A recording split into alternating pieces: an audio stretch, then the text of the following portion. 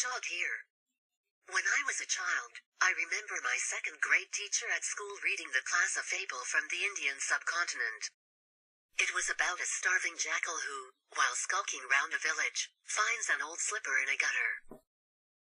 He takes it deep into the jungle, builds himself a platform out of wood and bones right next to the drinking pool to raise himself above the level of the others, and poses on the platform with the slipper over his ear.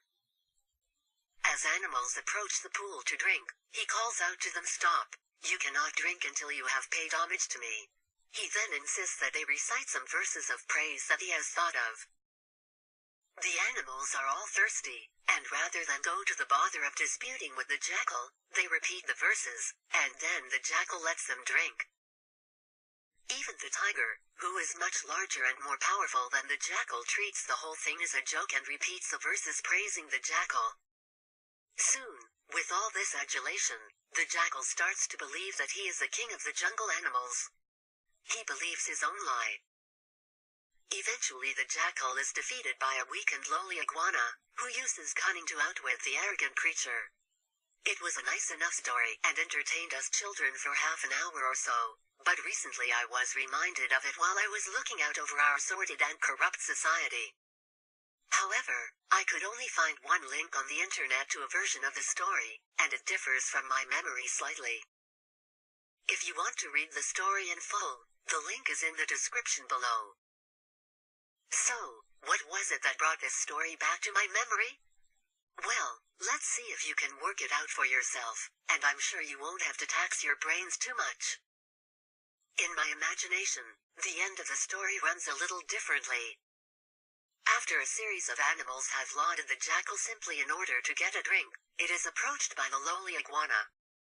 Again, the jackal demands that the iguana pay him homage by repeating the rhyme before it can drink in the pool, but instead of the iguana trying to fool the jackal, it simply replies, "No, you are a ridiculous creature, sitting on a platform of sticks with a slipper on your ear.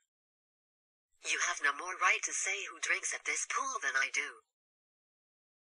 Infuriated, the iguana then rushes towards the jackal to engage it in a fight that it knows it can't win. But the jackal, astonished that some creature has actually stood up to it, can't fight and chooses to run away. It is exposed for the weak, useless and pompous thing that it is. And all the creatures of the jungle are ashamed of themselves that it took a small and weak iguana to expose the little tyrant that had lorded it over them all.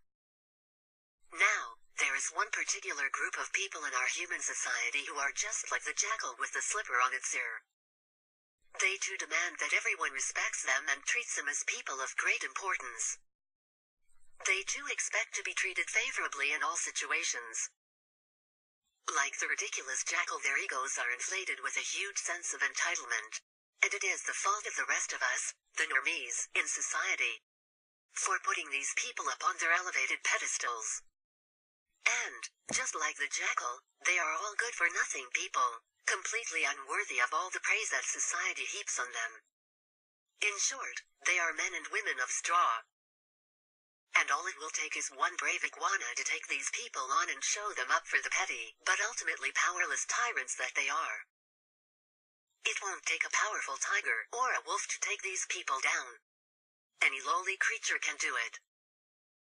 All it will take is for someone to take a stand against these people and refuse to give in to their browbeating. And if you can't guess whom I'm talking about, then you're a simpleton.